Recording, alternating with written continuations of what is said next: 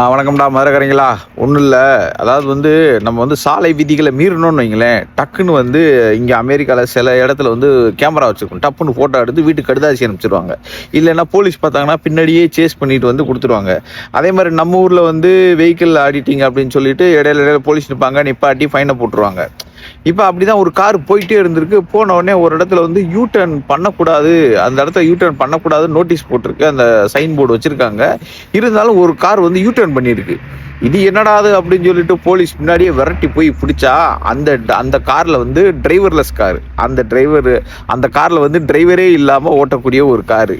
ஐயையோ, அவன்கிட்ட இப்போ ஆள் பிடிச்சாங்கன்னா லைசன்ஸ் எடுத்து எல்லாருமோ இந்த கார்ல யார்கிட்ட கேட்கறது, யார்கிட்ட ஃபைன் போடுறது, எந்த நிறுவனத்துல ஃபைன் போடுறது, யார் மேல ஃபைன் போடுறதுன்றது போலீஸ்க்கே மண்டை காஞ்சு போய் கடைசியா அந்த நிறுவனத்தை சொல்லிட்டாங்க, ஃபைனை எங்க மேல போடுங்க, நாங்களே கட்டிடுவோம்ட்டாங்க. நம்ம ஊர்ல பழமொழி இருக்குல்ல, என்னதான் டெக்னாலஜி வந்தாலும் மனுஷன் செயல்பாடு கொஞ்சம் இருக்கணும்ப்பா அப்படின்பாங்களா, அந்த மாதிரி தான் ஆகிப்போச்சுன்னு நினைக்கிறேன்.